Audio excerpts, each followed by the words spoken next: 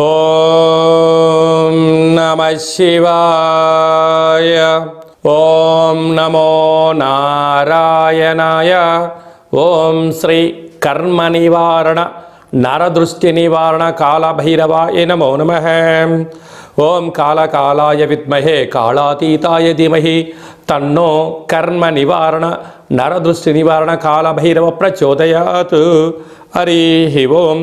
ఓం గంగే చ యమునే చైవ కృష్ణే గోదావరి నర్మదే సింధు కావేరి జలేస్మిన్ సన్నిధిం కురు. మా ఛానల్కి స్వాగతం.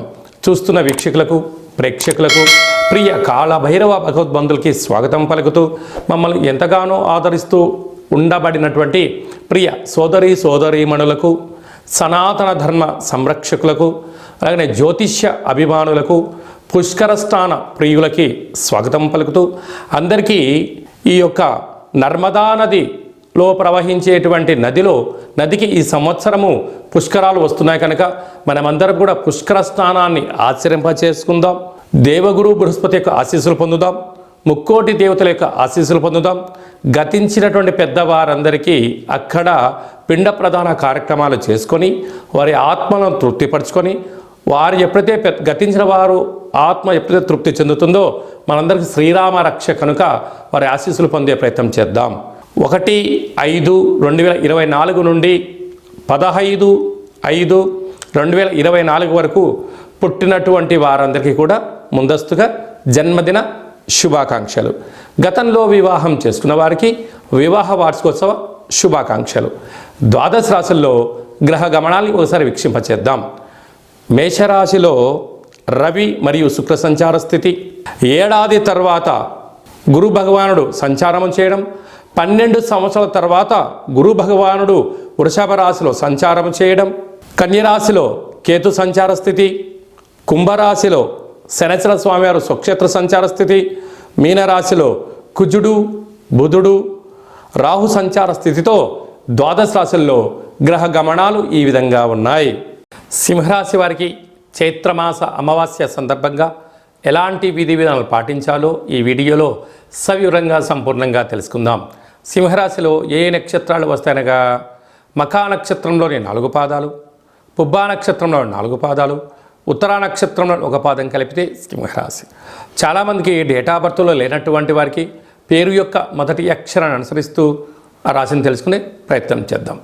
మా, మీ, మూ, మే, మో, టా, టీ, టు, టే అక్షరాల వారు సింహరాశి జాతకులే. సింహరాశి యొక్క అధిపతి రవి. వీరికి 12 సంవత్సరాల తర్వాత రాజ్యస్థానంలోకి గురువు రావడం వీరికి యోగదాయకం అని చెప్పి గమనించగలగాలి. 2వ స్థానంలో కేతు, 7వ స్థానంలో శని భగవానుడు, అష్టమంలో కుజుడు కుజదోషము, అష్టమంలోనే బుధుడు, అష్టంలోనే రాహు, భాగ్యస్థానంలో రవి శుక్ర సంచార స్థితి, రాజ్యస్థానంలో గురు సంచార స్థితి ఉన్నప్పుడు దృఢమైన స్థిరమైన సంకల్పం కలిగిన వారు నిత్యం తేజవంతంగా నవ్వుతూ ఉంటూ ఆరోగ్యాన్ని కాపాడుకుంటూ ఆరోగ్య సలహాలు సూచనలు ఇస్తూ ఆరోగ్యాన్ని పాటిస్తూ అందరికీ ఆదర్శప్రాయమైనటువంటి జీవితం ఎవరయ్యా అంటే సింహరాశి జాతకులు. అంటే 10,000 మంది ఉన్నారంటే అక్కడ ఒకరో ఇద్దరో మాత్రమే సింహరాశి జాతకులు ఉంటారు. అందుకే వీళ్ళు చూడండి, ఆర్డీఓ, ఎంఆర్ఓ, కలెక్టరేట్, సెక్రటరేట్లో పనిచేయడం, రాజకీయవేత్తలు, సలహాదారులు, సూత్రధారులు సింహరాశి జాతకులే. అందుకే రాశాధిపతి రవి అవ్వడం వలన వీళ్ళకు గ్లోబల్గా యూనివర్సల్గా ఆ నాలెడ్జ్ వీళ్ళకు ఉంటుంది. ప్రజలను జనరంజకంగా ఎలా పాలించాలి, ప్రకృతి, పర్యావరణము, నీరు, నిధులు, నియామకాలు, సంపూర్ణమైనటువంటి అక్షరాస్యత, సస్యశ్యామలంతో కూడుకున్న జీవన విధానం ఎలా పొందాలో సింహరాశి వారు ముందు వరుసలో ఉంటారు. అందుకే వీరు ఎక్కువ శాతంగా ఒక చిన్న కుగ్రామంలో పుట్టిన దేశ చరిత్రలో వీళ్ళ పేరు నిలబడిపోయే పరిస్థితిలో వీళ్ళు ఎదగడం జరుగుతుంటుంది. ప్రపంచ దేశాలు ఎక్కువ తిరుగుతున్నారయ్యా ఎవరయ్యా అంటే సింహరాశి జాతకులే. కనుక వారికి అద్భుతమైన యోగము 12 సంవత్సరాల తర్వాత రాజ్యస్థానంలో గురువు సంచారం చేయడం వల్ల కలుగుతుంది.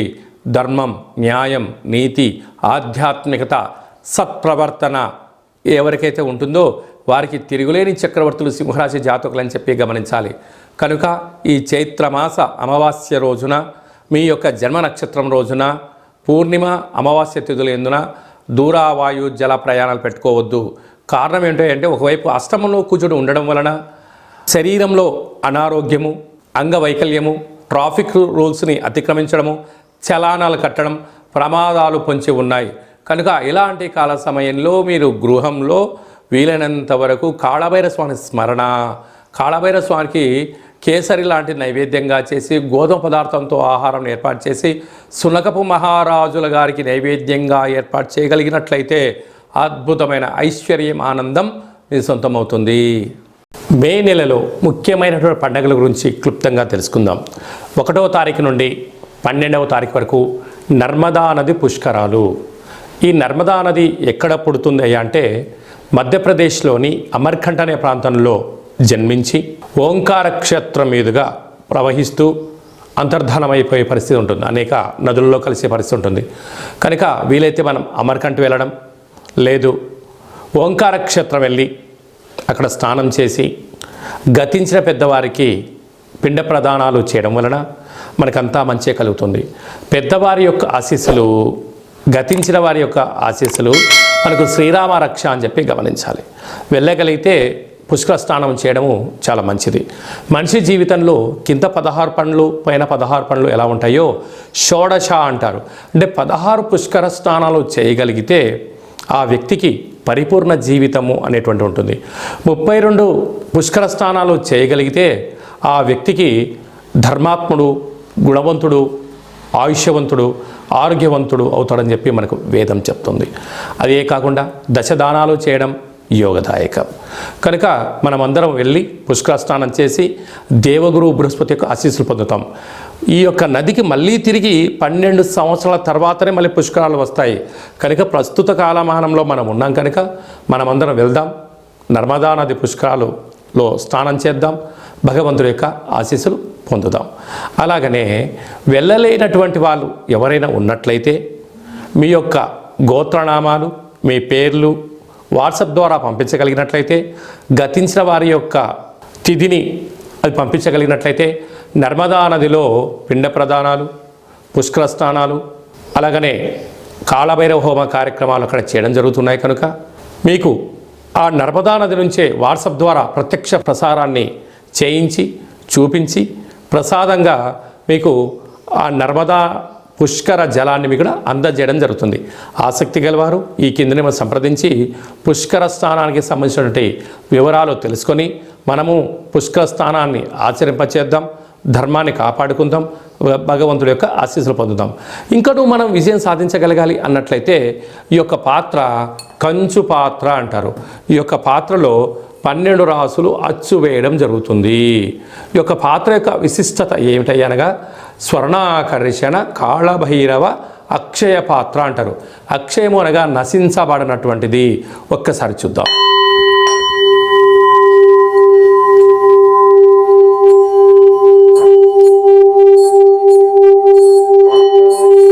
ఈ యొక్క శబ్ద తరంగాల ద్వారా గృహంలో జ్యేష్ఠాదేవి బయటికి వెళ్ళి గ్రామంలో సంచరించేటువంటి మహాలక్ష్మీదేవి అమ్మవారు మన ఇంటికి రావడం జరుగుతుంది.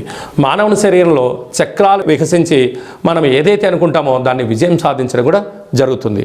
నరదృష్టి, యంత్ర, మంత్ర, తంత్ర, తాంత్రికపరమైనటువంటి దోషాల నుంచి కూడా మనం విముక్తి చెందగలము అని చెప్పి గమనించాలి. ఈ యొక్క అక్షయ పాత్రతో పాటు కాళభైరవ స్వామి యొక్క పిరమిడు, డాలరు, కంకణము, ఒక కాళభైరవ హోమ కార్యక్రమాన్ని మీకోసమే ప్రత్యక్షంగా చేయించి మీకు ప్రసాదం అందజేయడం జరుగుతుంది. ఆసక్తి గలవారు ఈ కింది నెంబర్ని సంప్రదించగలరు. అలాగనే మీ వ్యక్తిగత జాతకం తెలుసుకోవాలనుకుంటున్నారా? మీరు పుట్టినటువంటి తేదీ, నెల, సంవత్సరం, సమయం మీరు వ్రాసి పంపించినట్లయితే సంపూర్ణంగా 100 సంవత్సరాల జాతకాన్ని వ్రాసి సవివరంగా సంపూర్ణంగా మీకు పంపిస్తూ మీరు పుట్టినప్పుడు గ్రహ గమనాలు ఎలా ఉన్నాయి, ప్రస్తుత కాలంలో ఎలా ఉన్నాయి, రాబోయే కాలం ఎలా ఉండబోతున్నాయో తెలియజేయడం జరుగుతుంది. అలాగనే చాలామందికి డేట్ ఆఫ్ బర్త్లు లేనటువంటి వారికి మీ పేరు యొక్క మొదటి అక్షరాన్ని అనుసరిస్తూ రాశిని తెలియచేస్తూ ప్రస్తుత కాలమాన ప్రకారంగా గ్రహ గమనాలను తెలియచేస్తూ భూత భవిష్యత్ వర్తమానాన్ని రమణ శాస్త్రం ద్వారా అనగా గవ్వల ద్వారా మీకు జ్యోతిష్యం చెప్పబడడం జరుగుతుంది. కనుక మన యొక్క కాళభైరవ స్వామి యొక్క దేవాలయంలో ఎవరైతే జ్యోతిష్యం చెప్పించుకుంటారో మీరందరికీ కూడా మన దేవాలయంలో శుక్లపక్ష అష్టమి, పూర్ణిమ, బహుళాష్టమి అమావాస్య తిథులు ఎందున హోమం చేసినప్పుడు మీకు వాట్సాప్ కాల్ ద్వారా స్వామివారికి మిమ్మల్ని ప్రత్యక్ష ప్రసారంగా చేయిస్తూ చూపిస్తూ మీ పేరు పైన ఒక సౌభాగ్య ముడుపు కూష్మాణ దీపము హోమ కార్యక్రమం చేయించి మీకు నరదృష్టి నివారణకు మీకు దిష్టి తీయించడం కూడా జరుగుతుంది. కనుక ఆసక్తి గలవారు ఈ కిందమును సంప్రదించి అపాయింట్మెంట్ తీసుకొని సంప్రదించగలరు. అలాగనే మీరు అప్పుడే పుట్టినటువంటి అబ్బాయి కానీ అమ్మాయికి కానీ ఎలాంటి పేరు పెట్టాలనుకుంటున్నారా ఆ పుట్టినటువంటి రోజును బట్టి, ఆ తిథిని బట్టి, ఆ నక్షత్రాన్ని బట్టి, ఆ మాసాన్ని బట్టి ఆధ్యాత్మికమైన నామాలను తెలియజేయడం జరుగుతుంది. అలాగనే మీ యొక్క పిల్లలు ఎలాంటి చదువులు చదువుకుంటున్నారు, ఎలాంటి ఉద్యోగాలు చేయాలనుకుంటున్నారు, అలా అనుకున్న జీవితం ఆస్వాదించలేకపోతున్నారా మీకు సవివరంగా కూడా తెలియజేయడం జరుగుతుంది. అలాగే మీ అబ్బాయి కానీ అమ్మాయికి కానీ ఎంత ప్రయత్నం చేసినా వివాహం అవ్వడం లేదా, ఆ అవ్వకపోవడం గల కారణాలు, జాతకంలో ఎలాంటి యోగాలు ఉన్నాయి, ఎలాంటి దోషాలు ఉన్నాయి కూడా తెలియజేయడం జరుగుతుంది. వచ్చేటువంటి అబ్బాయి యొక్క జాతకం, వీరిద్దరి యొక్క వైవాహిక జీవితము, సంతానము, ధనయోగము, ఉపాధి యోగాన్ని కూడా తెలియజేయడం జరుగుతుంది. అలా గతంలో వివాహమైన దంపతులు తరచుగా గొడవ పడడం, విడిపోవడం, 490 కేసులు పెట్టుకోవడం, పోలీస్ స్టేషన్లో గొడవలు పడుతున్నారా, ఒక్కసారి మన కాళభైరవ స్వామి యొక్క దేవాలయాన్ని దర్శించండి. మీకు అలాంటి ఇబ్బంది లేకుండా మీరు జీవితకాలం పార్వతీ పరమేశ్వరుడు ఎలా కలిసి ఉంటారో అలాంటి సలహాలు సూచనలు కూడా ఇవ్వడం జరుగుతుంది. అలాగనే మీరు నూతనంగా ఎలాంటి వ్యాపారాలు ప్రారంభించాలి అనుకుంటున్నారా, మీ యొక్క జాతకరీత్యా ఎలాంటి వ్యాపారాలు ప్రారంభించాలో కూడా తెలియజేయడం జరుగుతుంది. మన యొక్క దేవాలయంలో సంచిత ప్రారబ్ధ ఆగమిక కర్మ నివారణ కోసం పూజా కార్యక్రమం చేయించి మీరు మోస్తున్నటువంటి కర్మను కాళభైరవుడి యొక్క సేవకులకు అన్నదానమును చేసి మీ యొక్క కర్మను తొలగించుకునే ప్రయత్నం చేయండి. అంటే ఆ భోజనం చేసేవారు చెప్తారు, అయ్యా మీరు మోస్తున్న కర్మను నేను కాళభైరవ స్వామికి సేవ చేస్తున్నందుకు మీ కర్మను నేను తింటున్నాను, మీకు ఉత్తమ గతులైనటువంటి ఒక బట్టి విక్రమార్కుడిలాగా, ఒక శివాజీ చక్రవర్తి లాగా, ఒక అశోకుడు లాంటి మహనీయుడు లాంటి జీవితాన్ని మీరు పొందునుగాక అని చెప్పి ఆశీర్వదించి భోజనం చేయడం జరుగుతుంది. కనుక మీ యొక్క కర్మను తొలగించుకునే ప్రయత్నం చేయండి, భగవంతుడి యొక్క ఆశీస్సులు పొందగలరు. ఓం శతమానం భవతి శతాయు పురుష సతేంద్రియ ఆయుష్యేవేంద్రియే ప్రతిష్టతి ధనం ధాన్యం బహుపుత్రలాభం శత సంవత్సరం దీర్ఘమాయు సర్వే జనా సుఖినో భవంతు లోకా సమస్తా సుఖినో భవంతు.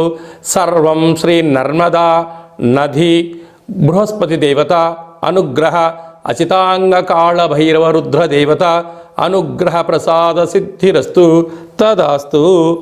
ఈ వీడియో మీకు నచ్చినట్టయితే లైక్ చేయండి, షేర్ చేయండి, మా ఛానల్ని సబ్స్క్రైబ్ చేసుకోండి. మేము చేస్తున్న ఆధ్యాత్మిక వీడియోలు మీకు ముందస్తుగా నోటిఫికేషన్ రావాలి అన్నట్టయితే మా ఛానల్ని సబ్స్క్రైబ్ చేసి పైన ఆల్ అనే బటన్ ప్రెస్ చేసి గంట సింబల్ కూడా ప్రెస్ చేయండి. భగవంతుడి యొక్క ఆశీస్సులు పొందండి, హిందూ ధర్మాన్ని కాపాడండి.